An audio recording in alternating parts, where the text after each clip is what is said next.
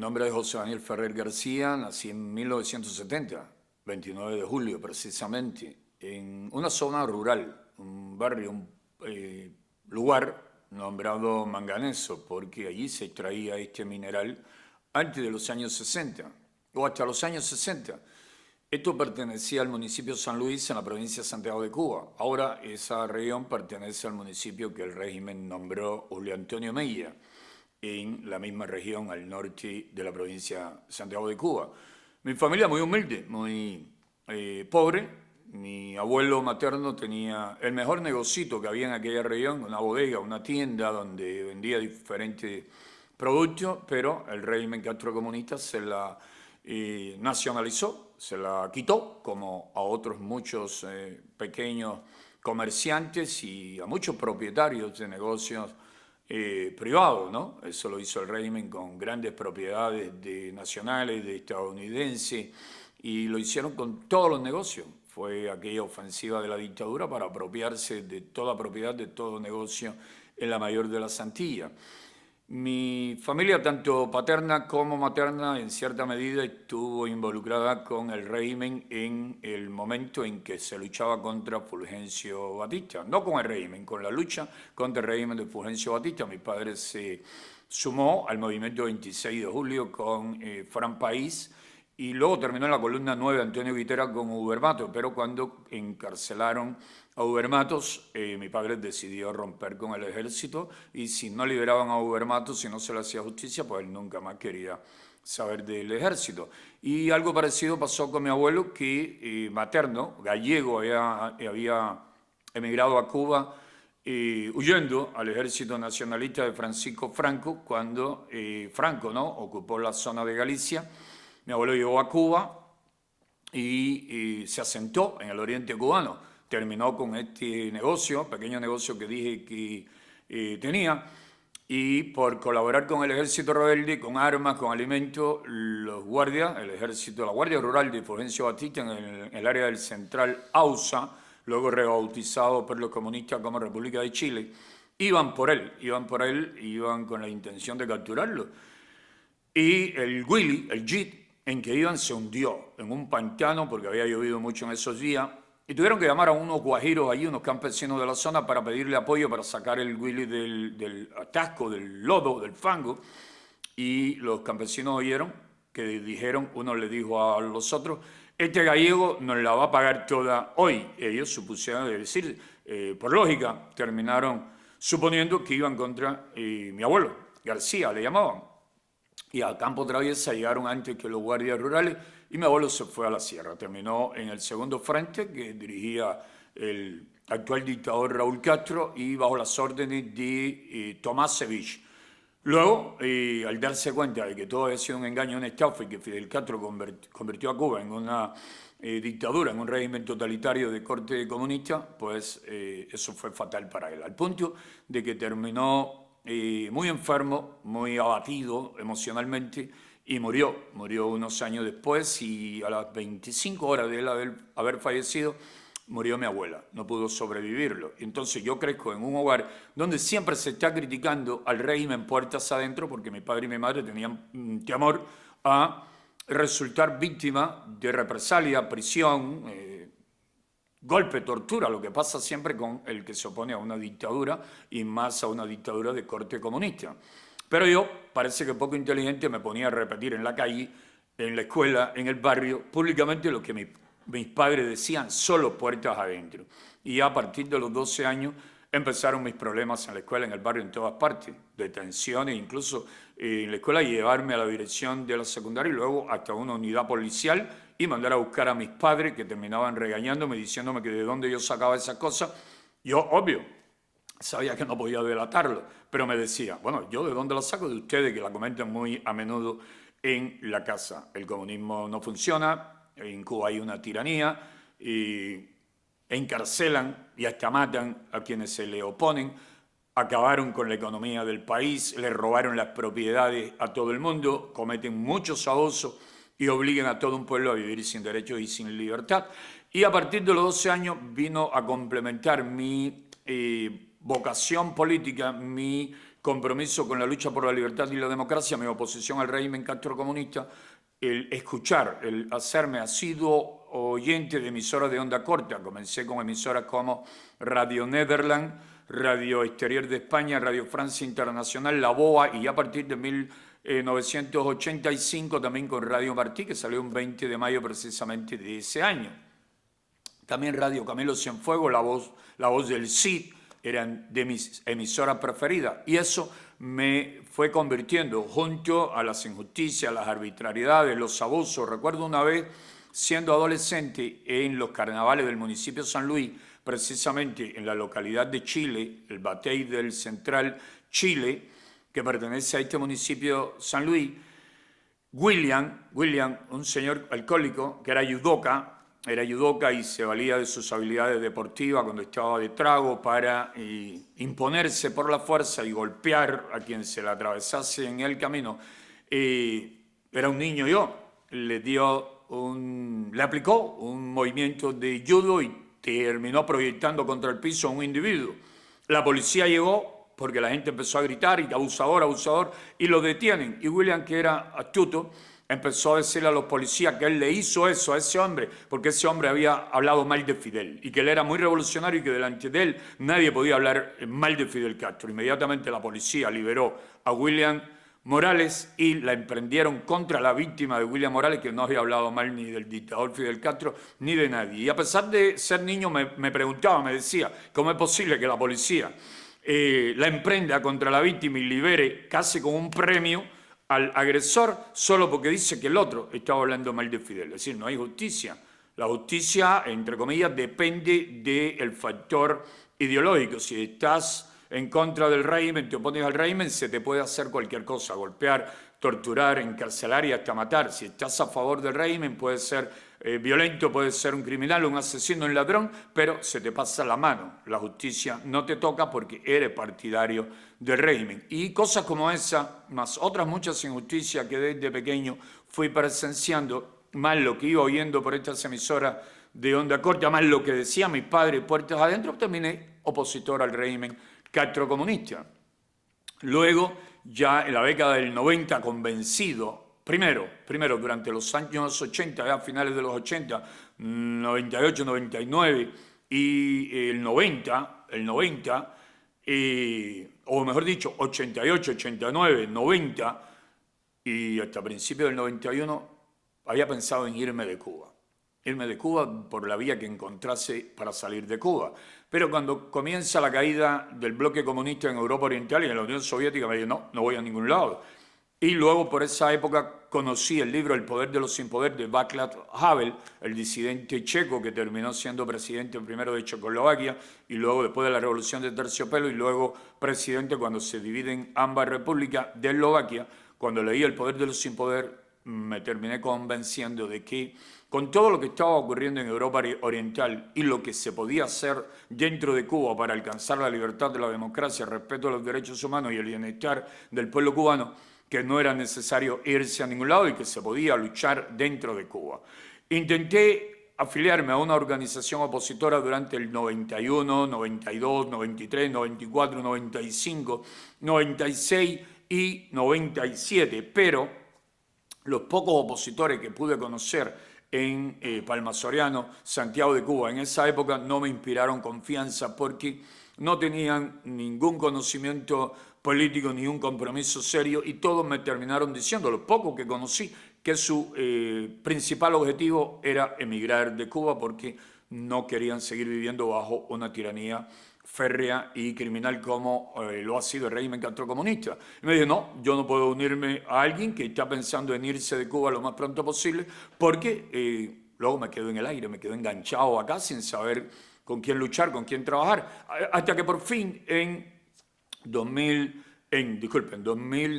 1997, abril, pude entrar en contacto con jóvenes del movimiento cubano de Jóvenes por la Democracia. Tuve 2 años en esta organización. En 1999, abril nuevamente, 2 años después de esta primera experiencia, logré contactar con Osvaldo Payá Sardiña, me uní al Movimiento Cristiano Liberación, comenzamos a trabajar con dicha organización a captar nuevos miembros en la región oriental y comenzamos también ya a partir del 2000, sobre todo a partir del 2001 con la campaña ciudadana a favor del proyecto Varela. Participamos en esta campaña en las 5 provincias orientales, recogimos casi la mitad de la primera 11.020 firmas que se presentaron a la Asamblea Nacional del Poder Popular. Esto, por supuesto, nos trajo mucha represión, golpizas, detenciones, calabozos, celdas, durante días, durante semanas y en muchas ocasiones. Esto ocurrió muchas veces, golpes, muchas veces golpizas para quitarnos la firma, cosa que nos negábamos a entregar fácilmente. Podrían quitárnosla por la superioridad de número, los golpes, la violencia, pero no porque la íbamos a entregar así fácilmente, asustados, temerosos. Eso nunca. Llegó la primavera de 2003 y nos detuvieron. Más de 75, al final la tiranía procesó a 75, más de 30, cerca de 36 éramos gestores del proyecto Varela. Largas condenas, en mi caso 25 años, otro como Luis Enrique Ferrer, mi hermano, 28, Víctor Rolando Arroyo, 26, Omar Rodríguez Salude, 27, otros muchos con 25, Bisset, y otros muchos, otros con 20, y otros con 18, 15, 10, así hasta la sanción de 6 años, que fue la menor, a un tunero, solo por defender pacíficamente los derechos humanos, por querer libertad y democracia, por querer bienestar para el pueblo de Cuba, por promover una campaña ciudadana que tenía por título, por nombre, Proyecto Varela, que buscaba un referéndum, un plebiscito para que el pueblo cubano decidiese si estaba de acuerdo con los derechos y libertades que el Proyecto Varela defendía: elecciones libres, derecho a libertad de expresión, asociación, reunión y manifestación pacífica, a sindicalizarse libremente, derechos a participar de la vida política, pública de la nación, sin temor a represalias, a golpes, a torturas, a prisión. El régimen emprendió esa ola represiva precisamente para frenar, para paralizar lo que iba tomando fuerza por todo el país como campaña ciudadana que abogaba por derechos básicos elementales del pueblo. De ahí vino mi primera prisión. Mi primera prisión, después de 40 días en el centro de tortura en Versalles, en las alturas de Versalles, en Santiago de Cuba, me enviaron a la prisión kilómetros 5,5 de Pinar del Río. Por primera vez en prisión, golpes, tortura, hambre extrema, falta de la debida atención médica, abuso, autoagresiones, golpizas, todas esas cosas que allí viví, experimenté, sufrimos y fuimos testigos de lo que le hacían a otros presos políticos también, de lo que le hacían a muchos presos comunes, de los horrores en una prisión de un régimen cruel, sádico, criminal. Después de 1 año y 3 meses en dicha prisión, después de pasar por celda de aislamiento, 84 días en una celda oscura que no me veía ni las manos, 46 días en otra ocasión en una celda también llena de gusanos, un hedor insoportable, con una ración disminuida de alimentos, sin probar o poder consumir los alimentos que me llevaba mi familia porque me prohibían, como a otros muchos presos políticos, tener conmigo los alimentos que nos llevaba la familia, con esa dieta reducida, sin bañarme. En esos 46 días solamente pude bañarme en 5 o 6 ocasiones, no más, porque me lo impedían también. Otras veces 7 días, 14 días, 15 días, 21 días en esa celda de castigo. De ahí me mandaron al régimen especial de la prisión Kilo 8 en Camagüey, o se me perdió la llave, o la 26, la peor prisión en esos momentos en Cuba. Para que se hagan una idea, al día siguiente de que llegué a esta prisión, ya desde que llegabas intentaban aterrorizarte, enfermarte de los nervios, convertirte en alguien asustado y temeroso que hacía o que iba a hacer siempre la voluntad de los carceleros. Al llegar allí al día siguiente sentí un olor muy fuerte y cuando pude sacar un pequeño espejito con 6 lápices amarrados, pegados uno con otro, por las rejas muy pegadas unas a otras, para ver qué estaba pasando en aquel pasillo, por qué ese olor tan fuerte. Eran 5 charquitos de sangre, porque 5 presos se habían abierto las venas en protesta y recogían la sangre que botaban de sus venas en un pomo plástico y la tiraban al pasillo. Y aquel olor tan cercano y fuerte era de sangre humana, de personas afectadas psíquicamente que estaban buscando llamar la atención de los carceleros para protestar por los muchos abusos que constantemente recibían y por eso se habían lesionado, se habían autolesionado, se habían picado, cortado sobre sus venas. Allí vi amputarse brazo, amputarse dedo. Allí en ese tiempo que estuve, 3 años que estuve allí, 6 ahorcados muy cerca de mí. Allí recibí una agresión física, una golpiza, pero allí estuve en celda de castigo también en condiciones extremas. Recordemos que en esta prisión comienza la muerte de Orlando Zapata unos años después. Ya de allí sale con neumonía a morir en un hospital en La Habana, y allí en aquella celda sucia, pestilente, allí en esas condiciones extremas comenzaba el proceso que terminaría convirtiéndose en un crimen más de la peor tiranía que ha conocido el hemisferio occidental, el continente americano. Allí vi matar a 2 cienfuegueros a golpe de barras metálicas, cabilla, como se le llama generalmente en Cuba, tonfa, porra, bate, palos de marabú, más de 30 carceleros. Una noche, precisamente el 29 de julio de 2007, matan a esos 2 reclusos cienfuegueros sin necesidad, no había que matar a nadie, no hicieron ninguna resistencia, se entregaron dócilmente, pero los guardias decidieron matarlo, le abrieron el cráneo a golpes de barras metálicas, de palos, de porra, y la masa encefálica de Amaury Medina Puy, joven cienfueguero de 26 años de edad, corría por el pasillo y los guardias después le daban a otros presos comunes sus botas para que la lavasen y le quitasen los rastros de los sesos de la masa encefálica de Amaury Medina Puy y Carlos Rafael Labrada Ose, otro joven cienfueguero que fueron asesinados ese día. David Guerra Vera o Vera Guerra lo dejaron también por muerto. Se salvó, quedó muy mal mentalmente por aquella brutal golpiza, pero ahí vi muchos huesos partidos, fractura de costilla, de brazo, ahí vi de todo en esos 3 años que estuve allí. Allí vi cómo golpeaban y protesté enérgicamente también a Juan Carlos Herrera Costa, prisionero político del Grupo de los 75, que falleció el año pasado acá en el exilio. Allí tuvimos que protagonizar huelga de hambre, yo, Juan Carlos, coserse la boca, protestando contra los abusos, contra los crímenes, golpiza, tortura que ocurrían constantemente. A los 3 años me enviaron a la prisión de Guantánamo. Solo estuve 9 meses porque allí llegué también protestando contra los golpes, contra la tortura, contra los abusos, el hambre extrema, la falta de atención médica. Y en una protesta porque le hirieron en la cabeza, le partieron a un preso político de nombre José, de nombre ahora no tengo el nombre preciso, santiaguero, este preso, lo golpearon brutalmente ese día, comenzó una protesta y eso terminó con que me esposaron pies y manos, me llevaron para un calabozo, luego para la unidad policial del Salvador, un municipio de Guantánamo, y luego me pasaron a la prisión de Las Tunas. Allí llegué de inmediato bajo protesta en huelga de hambre porque no querían dejarme tener luz en la celda. Me dieron un colchón que era humillante usar aquel colchón manchado de sangre, de sacos llenos de basura, de desperdicio, dentro como en vez de lana, aquello lo que tenía era cosas raras, dentro, humillante aquel colchón. Me querían quitar casi todos los alimentos, me declaro en huelga de hambre, 7 días en huelga de hambre, hasta que mi familia no fue a plantarse. Mi esposa en esos momentos, y durante 19 años, la madre de mis hijos mayores, mi hermana, que era la vanguardia siempre en la protesta, mi madre, mis hijos, hasta que no se plantaron frente a la prisión, cosa que hicieron en todas las prisiones donde Luis Enrique Ferrer, mi hermano y yo estuvimos, tuvieron récord de huelga, de plante frente a las prisiones, al estilo Berta Antunes, la hermana de Jorge Luis García Pérez Antunes, que fue una de las pioneras en ese tipo de protestas frente a las prisiones. Mi familia siempre estaba protestando frente a las prisiones y a ello y a la solidaridad de la oposición dentro y fuera de Cuba y de muchas personas y bueno, muchos compatriotas y buenos amigos en el exterior. Gracias a eso estamos con vida, gracias a eso estoy vivo aún.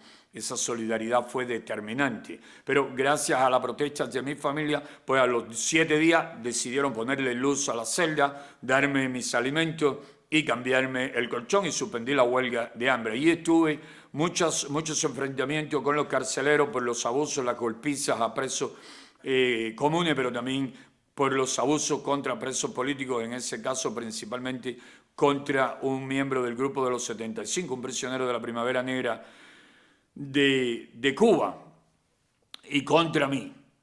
Allí tuve enfrentamientos incluso con los delincuentes comunes que la policía política usa contra los presos políticos. Allí en esa prisión estuve 2 años y medio en celda de aislamiento, de 12 años y medio que he pasado en las cárceles del régimen, más de 9 años lo he pasado en celda de aislamiento, alejado del resto de la población penal, porque según los de la policía política, yo les lavaba el cerebro a los presos y a los carceleros. Cuando alguien me lo confesaba, ya fuese un preso o un guardia, un preso común o un guardia, yo le decía, bueno, entonces siempre estoy haciendo lo correcto, siempre les estoy haciendo un favor, porque si te lavo el cerebro es porque alguien lo ensució primero, alguien te lo contaminó primero, por lo tanto te estoy ayudando. Hay una anécdota que un día en medio de una protesta en la prisión de Las Tunas, por unos golpes que estaban dándole a un preso común, abusos que estaban cometiendo los carceleros, un preso común me llama y me dice que yo estaba loco, que me iban a matar por estarme metiendo a defender a todas las víctimas de abusos, de tortura, y que un solo golondrino, y cito textualmente, una golondrina, un solo golondrino no componía verano, y le respondí para que me viese el penal entero. Le respondí lo siguiente, le digo, mira, yo lamento que tú tengas complejo de pajarito que vuela ligero en el aire. Si yo tuviese complejo de algún animal, mi complejo fuese de tigre de Bengala, y cuando un tigre de Bengala ruge en la selva, todas las ratas vestidas de verde olivo o de gris, los presos que se prestan para seguirle el juego a la tiranía, tiemblan porque hay que respetarme. Todo el que estaba cerca prorrumpió en una carcajada y en burla sobre aquel preso, y desde ese día se citaba constantemente, la gente, los presos decían que ellos no eran pajaritos que volaban ligero en el aire, que eran tigres de Bengala y que cuando un tigre ruge, la rata verde olivo y vestida de grises tiemblan. Ahí en Las Tunas, como dije anteriormente, estuve 2 años y medio. Ahí muere Orlando Zapata, después de 86 días en huelga de hambre. Guillermo Fariña se declara en huelga de hambre. Lleva ya unos cuantos días en huelga de hambre. Meses ya, llegó a tener meses en huelga de hambre.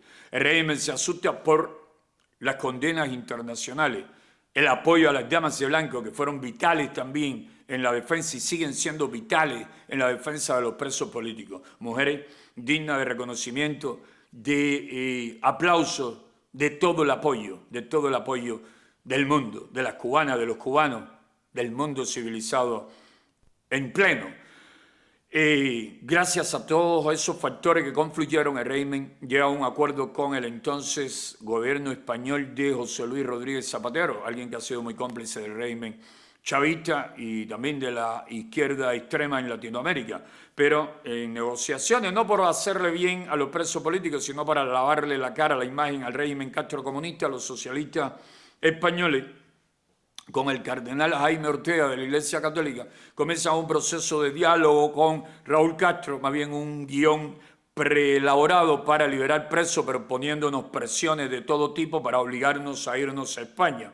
12 nos negamos a salir del país, dijimos que no salíamos, que nos quedábamos en Cuba. Por lo tanto, aumentaron los rigores contra nosotros, presionándonos al máximo posible para que nos fuésemos. Nunca aceptamos, nunca salimos y fuimos los últimos en salir de la prisión bajo licencias extrapenales, porque nunca el régimen quiso liberarnos, quería que siempre estuviese pendiendo sobre nuestra cabeza una espada, varias espadas de Damocles, siempre diciéndonos, lo mínimo que hagan los encarcelamos de nuevo. Salí de prisión en marzo, finales de marzo, 23 de marzo de 2011, y ya a mediados de año, en agosto, dimos a conocer lo que venía levantándose poco a poco, o más que poco a poco, de manera bastante rápida, la Unión Patriótica de Cuba, la UNPACU, buscando acelerar el proceso de lucha no violenta por todo el país a favor de la libertad, la democracia, el respeto a los derechos humanos y el bienestar del pueblo de Cuba. La UNPACU inmediatamente se fue convirtiendo en la organización que de manera más constante y con mayor cantidad de miembros, más protestas realizaban por toda Cuba. Junto a las Damas de Blanco y algunas otras organizaciones, nos convertimos en la vanguardia de las acciones en las calles a favor de la libertad y el fin de la tiranía. Eso inmediatamente empezó a hacer que la tiranía reprimiese con fuerza, con crueldad a nuestros activistas. En 2012, cuando el Papa Benedicto XVI visitó a Cuba por manifestaciones que hicimos, que organizamos, que íbamos a iniciar a favor de la liberación de Andrés Carrión, un santiaguero que salió en medio de la misa y gritó abajo el comunismo y fue golpeado y fue detenido, lo tenían en esa unidad de operaciones policiales, de detención, de tortura, de golpiza, que es Versailles en Santiago de Cuba. y me terminaron llevando para esa unidad. Estuve allí un mes entero detenido. Y el teniente coronel Alejandro Domínguez Artelli, que era el jefe de la policía política en la provincia de Santiago de Cuba, en un rato de sinceridad me dijo: Saniel, estamos experimentando qué nos conviene más. Devolverte a prisión para que cumplas los 17 años que faltan de los 25 que te echamos en 2003, o encarcelar a 50 miembros de la UNPACU. Lo que terminemos concluyendo que nos resulta más beneficioso es lo que vamos a hacer. Al mes me liberaron y en menos de 15 o 20 días ya habían 52 miembros de la UNPACU con delitos fabricados por la policía política en cárceles del oriente, del centro y del occidente del país. Desde esa fecha hasta la fecha, la Unión Patriótica de Cuba ha sido la organización no solamente que más activismo, acciones realizaba por toda Cuba, sino también la que más presos políticos ha tenido en las cárceles del régimen. Actualmente, junto al Movimiento Opositores por una Nueva República, es la organización que más activistas tiene en las cárceles de Cuba, y actualmente sigue levantándose y a través del activismo clandestino y semiclandestino viene realizando todo tipo de acciones no violentas para levantar los ánimos dentro de Cuba, para llevar la situación a grandes manifestaciones al estilo 11 de julio, manifestaciones que deben ser las finales para poner fin a la tiranía y democratizar a nuestra nación. Por fundar la Unión Patriótica de Cuba y comenzar con ese activismo cívico-político y también con el activismo humanitario a favor de los vulnerables, de los indigentes, de los enfermos, de los ancianos con anemia, bajo desnutrición, niños, mujeres, familias de muy bajos recursos, el régimen ha asaltó la sede principal de la UNPACU y otras sedes de la UNPACU a nivel de Santiago de Cuba y de otras provincias por todo el país. Fuimos objeto de innumerables asaltos en las madrugadas, durante el día, en la tarde, hasta en la noche. Fuerza represiva, tropas especiales armados con escopetas, apuntando a la cabeza, tumbando puertas, con equipos eléctricos para picar el hierro, picar pulidoras, para cortar los candados, las rejas de nuestras viviendas y entrar violentamente y llevárselo todo, llevarse computadoras móviles, documentos, libros, bolígrafos, alimentos, medicinas, juguetes de nuestros hijos, ollas, calderos, cucharas, mesas, sillas, tenedores, todo lo que encontraban a su paso para ponerle fin tanto al activismo político como el activismo humanitario. Me detenían, nos detenían a mí, a otros coordinadores, a otros activistas, y apenas nos liberaban, volvíamos a reorganizar, a buscar los medios necesarios de inmediato, a velocidades bastante rápidas, para seguir con nuestro activismo en lo político y en lo social. Nuevos asaltos, nuevas detenciones, prisión, como ocurrió, por ejemplo, en 2018, que me acusaron de asesinato en grado de tentativa porque decían que quise matar a un capitán de la policía política, Dainier Suárez Pagán, un criminal, un sádico, que torturó, golpeó de manera sádica, muy cruel, a muchos activistas, a Damas de Blanco, a mis hijos, a mi hija Marta Beatriz, a mi hija Fátima, y este individuo se me atravesó en la calle en Palmarito de Cauto, lo impacté con un vehículo y me acusaron de asesinato en grado de tentativa. Eso no le prosperó porque más de 100 personas de Palmarito de Cauto dieron testimonio a mi favor, que él se atravesó, que él se metió porque quiso, que eso lo prepararon precisamente para sacarme del activismo, sacarme del camino, y que por eso él se me mete delante, sabiendo que no le iba a ocasionar daño ninguno del impacto, porque yo acababa de arrancar el vehículo, un Moscovy de un activista que lo había puesto a disposición de la UNPACU y servía de ambulancia, de medio de transporte para la Unión Patriótica de Cuba y también para las Damas de Blanco y cualquier grupo opositor en la región de Santiago de Cuba, la provincia de Santiago de Cuba, y hasta en provincias vecinas. Nos íbamos a Bayamo, a Guantánamo, donde hubiese que irse, a Holguín, a Las Tunas, donde hubiese que irse en aquel vehículo. Querían quitárnoslo, querían que el dueño no lo retirase, el dueño nunca quiso hacerlo, lo encarcelaron 5 años por un delito fabricado de atentado. En fin, aquello no prosperó. Este criminal incluso hizo 3 versiones diferentes durante la reconstrucción de los hechos en que supuestamente yo quise matarle, y por eso me tuvieron que liberar por las presiones también desde Miami, desde acá y desde otras partes del mundo, y los activistas del UNPACO dentro de Cuba que llenaban las calles, diferentes sitios de imágenes mías pidiendo mi libertad. Eso molestaba mucho al régimen y terminaron liberándome. Al año siguiente me fabrican otro delito. Dicen que secuestré y que torturé y golpeé a un chivato que me mandaron para hacer aquel montaje. Por eso me terminaron condenando a mí, a otros 3 activistas, en mi caso a 4 años y medio de prisión. Durante el proceso, en todo tiempo le dije, 4 años y medio es muy poco. Échenme 30 años, porque si me echan poco tiempo, pronto salgo, y cuanto más tiempo esté en la calle, más pronto tumbamos la tiranía. Así que no me vengan con 4 años y medio. Por las presiones del Parlamento Europeo, del Congreso de los Estados Unidos, de muchos activistas, de muchos amigos, de muchos hermanos en Cuba, en Miami, en medio mundo, me cambiaron la medida de 4 años y medio por prisión domiciliar, después que llevaba 6 meses recibiendo golpiza constantemente en la prisión de Aguadores, porque no permitía que me pusiesen el uniforme de preso común. Rompía el uniforme, rompí 11 uniformes en esa ocasión. En esa prisión me arrastraron por el piso, me produjeron escoriaciones en la espalda, me dejaban 4 horas amarrado de pie y mano al sol a punto de la deshidratación después de golpearme en la celda. Y eso lo estuvieron haciendo durante muchos días. Y siempre seguí rompiendo los uniformes y siempre me negué a pararme para los conteos, lo que ellos llaman recuentos, que es como le llaman en las prisiones de Cuba. Y a los 6 meses, repito, me cambian la prisión con internamiento por prisión domiciliaria, y como seguí con las acciones, la protesta, las labores humanitarias, dándoles alimento a personas muy necesitadas, enfermos, personas que viven en la calle, alcohólicos, ancianitos, ancianitas, niños, madres de familias numerosas que no tienen con qué alimentar a sus hijos, y por varias acciones de protesta que constantemente, llamamientos a las acciones de protesta, a manifestarse dentro de Cuba, me detuvieron en unas cuantas ocasiones, me dijeron vas preso de nuevo. En una ocasión me buscaron una jueza de ejecución para que me notificase que iba preso, que tenía que ponerme a trabajar donde ellos determinasen que debía trabajar y que no podía seguir con las actividades que ellos consideraban provocación contrarrevolucionaria. Y terminé diciéndole, yo sé quién le recomiendo a usted que vaya por allá por la Unión Patriótica de Cuba, por la sede del UNPACO en Altamira, que le voy a dar empleo, porque usted está haciendo muy mala labor. Usted está haciendo mucho daño a personas inocentes. Usted le sirve a una tiranía, y esa tiranía lo que le paga es un salario de miseria.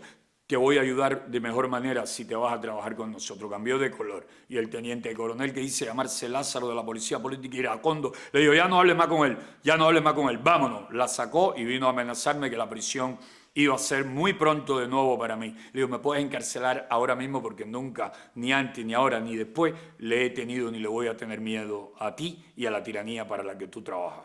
Ustedes todos son unos cobardes, unos criminales y unos abusadores. Llegó el 11 de julio de 2021. Salí a la calle. Traté de unirme a las protestas en Santiago de Cuba ese día, porque ya sabíamos, aunque ya habían cortado la internet, que había manifestaciones por muchos pueblos y ciudades del país. Al salir no caminé 3 cuadras y me detuvieron, a mí y a mi hijo, que tenía 19 años en esos momentos, José Daniel Ferrer Cantillo. Me llevaron a prisión después de salir de la unidad de operaciones policiales ahí en Santiago, la de Versalles, este centro de tortura y terror. Fui a parar a la prisión de Malverde. Allí lo que volví a enfrentar, y no se lo deseo a ninguna persona, a ningún ser humano, porque desde que llegué allí fueron todo tipo de acciones, amenazas, golpes, torturas en mi contra, golpiza, incluso llegaron a echarme en la comida algún tipo de sustancia para producirme constantes dolores de cabeza, para que terminase alucinando, viendo como aquella celda completamente cerrada, sin visibilidad hacia el exterior, con un calor sofocante, con una sensación térmica en los meses más calientes del año, en la costa sur oriental, que es la más cálida del país. Llegué a sentir una sensación térmica que estoy seguro que superaba los 50, los 48 grados Celsius por el calor excesivo, en calzoncillo, porque me negaba a ponerme el uniforme de preso, y los dolores de cabeza, zumbidos en el oído, alucinaciones de que la celda me aplastaba. 76 días de protesta, de gritos contra Canel, contra la tiranía, contra el comunismo. Me traían a presos comunes para que me gritasen cosas a mí, y como eran un grupo bastante amplio, para que apagasen mi voz y solo se oyese la de ellos. Y así a los 76 días le abrieron una ventana a aquella celda herméticamente cerrada, que apenas entraba aire, muy sofocante, muy caliente y sin visibilidad hacia el exterior. Abrieron una ventana, pero seguí allí en esa celda durante más de 3 años, casi 4 años más después de esos 76 días. Durante 14 meses no me dejaron tener ni papel ni lápiz, no podía escribir, no podía tener nada allí conmigo en la celda que me sirviese para escribir, para realizar versos, para tomar nota, para hacer un artículo, para nada, no me dejaban escribir.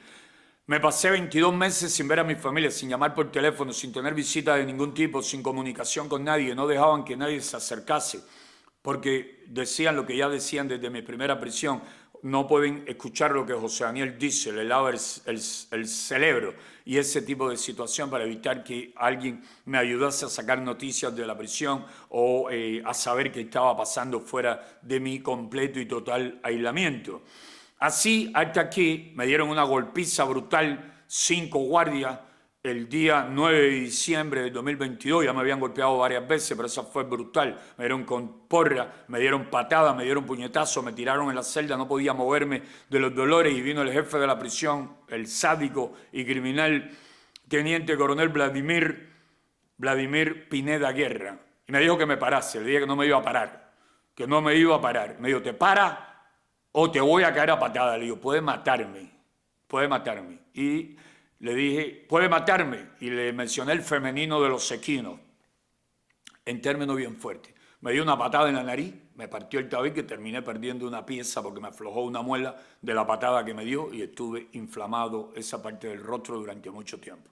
Allí quedé con todo el rostro ensangrentado, y más otras patadas que me dieron también, ya después que me habían dado aquella brutal golpiza, el día del cumpleaños de mi madre. La golpiza comenzó delante de mi mujer, de mi hijo, que tenía apenas 2 años y meses, no llegaba a los 3 años, creo, en ese momento. Ahora sí, si calculo bien, delante de mi hija Fátima, delante de mi esposa, repito, Nelva Imaray, la doctora Nelva Imaray Ortega Tamayo. Seguí en mi aislamiento. Luego la otra brutal golpiza ocurrió el día 18 de noviembre de 2024. Al año siguiente me excarcelan bajo libertad condicional. Me niego a salir de la prisión, me echaron de la prisión porque yo no salgo de aquí bajo libertad condicional, porque voy a seguir haciendo lo que siempre he hecho para liberar a Cuba, para tumbar la tiranía. Tuve una discusión con todos aquellos guardias y un juez de apellido Chávez, que estaba al frente del grupo aquel, que fueron a advertirme que si hacía lo más mínimo en contra de la tiranía, ellos le llaman revolución, iba a volver a prisión. Le digo: bueno, se ahorran su tiempo, me dejan preso y vamos a ahorrarnos muchos trámites. Me botaron de la prisión porque siempre me negué a salir.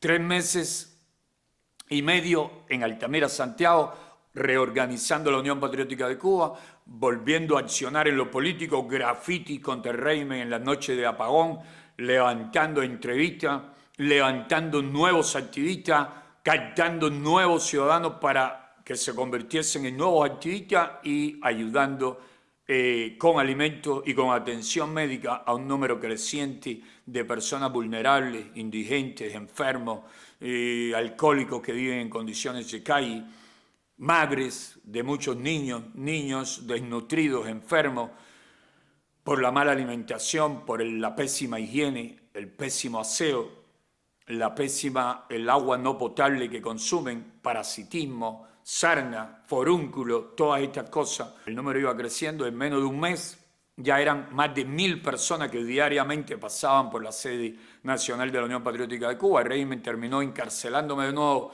y esta vez decidieron aplicar toda la violencia, la tortura y humillaciones posibles para obligarme a irme del país. Ya yo había decidido, solo lo conocía yo mismo, a nadie se lo dije, porque de enterarse ellos, obvio que me iban a encarcelar más rápido, para obligarme a irme lo más pronto posible. Pero cuando vi, al salir en enero de 2025, esos 3 meses y medio fuera de la prisión, que todo el activismo que habíamos conseguido levantar durante años había desaparecido por completo por la brutal represión, por el exilio de los mejores coordinadores, perseguidos, encarcelados, torturados, golpeados en muchas ocasiones.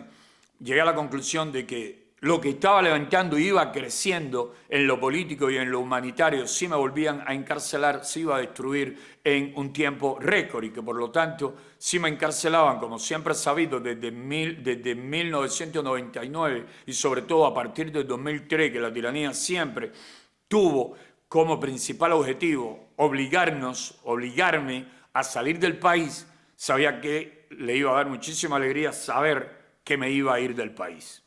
Pero cuando supieron que me iba a ir del país, no querían que saliese invicto de la prisión como uno de los únicos presos que nunca se puso el uniforme de preso común, que nunca se paró para recuento, que no aceptaba la pésima, reducida y humillante alimentación del penal, que siempre protestaba contra toda injusticia, que siempre se manifestaba contra la tiranía en fechas históricas, en el momento que fuese necesario y oportuno, y quisieron humillarme al máximo, quisieron obligarme a irme solo para Guyana. Golpes, torturas, humillaciones, para que me montase en un avión para Guyana. Me negué en todo momento y dije de manera clara y precisa, solo salgo para Estados Unidos y con toda mi familia. Eso comenzó todo un proceso de que ellos aumentaban las golpizas, las torturas y las humillaciones contra mí. Los días más dramáticos de mis 55 años de vida fueron del 25 de junio de 2025 al 5 de julio, esos 10 días. Me habían golpeado ya en varias ocasiones y yo seguía rompiendo el uniforme que me ponían a la fuerza. Y me paraban a golpe varios individuos, primero guardias y después delincuentes comunes con varios asesinatos en su historial, muchos heridos, muchas puñaladas, incluso autoagresores que tienen las piernas y los brazos llenos de heridas porque se han cortado las venas cuando entran en crisis, porque tienen serias afectaciones mentales, lo peor que pueda tener una sociedad. Los individuos más ruines, más bajos, más abyectos, más criminales, más cobardes, pero a la vez más abusadores, más violentos, más agresivos, fueron los que terminaron usando contra mí. Y estos individuos tenían la orden de golpéenlo, tortúrenlo, si se declara en huelga de hambre le van a echar con embudo a la fuerza sopa en estado de descomposición, hecha con picadillo putrefacto, hay que humillarlo, tiene que comerse los alimentos del penal, la pésima alimentación del penal, la humillante alimentación del penal, tiene que pararse en firme y tiene que ponerse el uniforme. Días golpeándome, llegaron un día a patearme en el piso sobre el abdomen de manera tal que me defequé en mi ropa. Y como son lo peor de lo peor los individuos que habían buscado para hacerme esto, el calzoncillo que boté lleno de heces fecales, el jefe de los delincuentes comunes que me golpeaba, el que me pateó, lo terminó recogiendo y como no tiene ni calzoncillo que ponerse, lo lavó y empezó a usarlo. Esto es para que se hagan una idea de qué elemento estaba usando la policía política a cambio de visitas conyugales y de rebaja de sanciones. Mátenlo si es necesario, pero tiene que ponerse el uniforme, tiene que pararse en firme y tiene que comerse los alimentos del penal. Seguí aguantando golpes, torturas y humillaciones. Pero el 5 de julio terminé cambiando de táctica y dejé, nunca me lo puse, dejé que me pusiesen ellos el uniforme, dejé que me parasen para recuento y terminé comiéndome al menos el arroz del penal y voy a concluirle la historia de la siguiente manera porque es lo que ocurrió 100% verídico. Ese día llevaba yo 10 días en huelga de hambre. Después de golpearme dentro de la celda me arrastraron entre varios y me pusieron frente a una cámara que la policía política monitoreaba todo el tiempo. Allí me sujetaron pies y manos varios de esos reclusos, de esos delincuentes comunes. Dos me introdujeron, primero me apretaron acá, me taparon la nariz y me apretaron la garganta. Cuando abrí la boca buscando respirar, porque estabas obligado a abrir la boca para respirar, me introdujeron a la fuerza un palo como de este diámetro y de este largo en la boca. Me dañaron paladar, me dañaron la garganta y a continuación me introdujeron un embudo y empezaron a echarme sopa. Luego que me echaban una cantidad, sacaban el embudo, me tapaban al máximo posible para que no pudiese botarla, pero el palo seguía ahí, ellos ahí tapándome y hacían que yo me tragase aquella sopa para poder respirar y evitar ahogarme. Y al final de hacer eso, con casi 1 litro de esa sopa humillante, con un olor desagradable, un hedor. La orden fue que si yo vomitaba aquello, como ya había hecho en 2 ocasiones, luego que me lo obligaban a tragar, que recogiesen el vómito y me lo introdujesen de nuevo en mi estómago. Imagínense 10 días en huelga de hambre, defensa baja, aquella sopa ya putrefacta que si la botaba y la recogían de un piso donde nunca se limpia, ni se friega, ni se lava, ahí caminan botas de militares presos, hay todo tipo de bacterias, sales del baño, zapatos sucios con excremento del patio, que está lleno de excremento, porque los presos, como no hay agua, botan con bolsa sus heces fecales, sus excrementos para el patio. Echarme aquello de nuevo en el estómago ya era algo que no estaba dispuesto a tolerar. No salí invicto, dejé que me pusiesen el uniforme, hice como que me iba a comer la comida y terminé comprando a esos delincuentes comunes con ropa, con zapatos y algún dinero para sus mujeres, porque ese es el punto débil de ellos, quedar bien con esas mujeres que tienen, que son muy similares a ellos y que siempre le están poniendo presión, que tiene que darme dinero, que tiene que comprarme ropa, tiene que inventar algo. Y terminé comprándolo para que me sacasen escritos de la prisión, y así fue como se supo todo lo que estaba pasando conmigo en prisión. Así fue como se supo todo lo que la policía política intentaba hacer para, sí, se va, pero va a salir humillado, va a salir derrotado, cosa que nunca pudieron hacer, aunque cambiase de estrategia. Le decían, róbenle los alimentos para que se vea obligado a comerse esos alimentos humillantes del penal, y esos delincuentes comunes, los jefes de esa bandita de criminales, terminaron comprados por José Daniel Ferrer, guardándome, me robaban los alimentos para quedar bien con el jefe de la prisión y la policía política, y luego me lo iban dando de manera oculta para que yo tuviese alimento digno que me llevaba a mi familia, gracias a la solidaridad de mi familia y de muchos amigos en el exilio, de muchos hermanos de lucha, y no tuviese que comerme esa comida tan perjudicial para cualquier ser humano y tan humillante. Así, hasta el día 13 de octubre, en que salí de la prisión hacia el aeropuerto, siempre custodiado por agentes de la policía política, y del aeropuerto acompañado por funcionarios de la Embajada de los Estados Unidos, hacia Miami. Llegué acá a Miami y todavía no había salido del avión y ya estaba pidiendo algún teléfono para comunicarme con Cuba y comenzar a reorganizar el activismo político, la lucha no violenta por toda Cuba y el activismo humanitario, el activismo social para ayudar a los más desprotegidos que mueren por desnutrición y por falta de medicina y de atención médica. Y estamos en esa fase para levantar al máximo el activismo, y con la política de la actual administración estadounidense, por primera vez comprometida y enérgica, solidaria de verdad, estamos seguros de que la tiranía no pasa del 2026. Y como les dije a ellos cuando me torturaban, me golpeaban, y cuando ya salía de la prisión, que estaban fingiéndose ser muy dulces y buena gente, le dije, no me voy a pasar los 17 años que tuvo que pasar en el exilio Maceo Máximo Gómez y los muchos años que tuvo que pasar Martí fuera de Cuba. Regreso bien pronto, porque bien pronto los vamos a tumbar.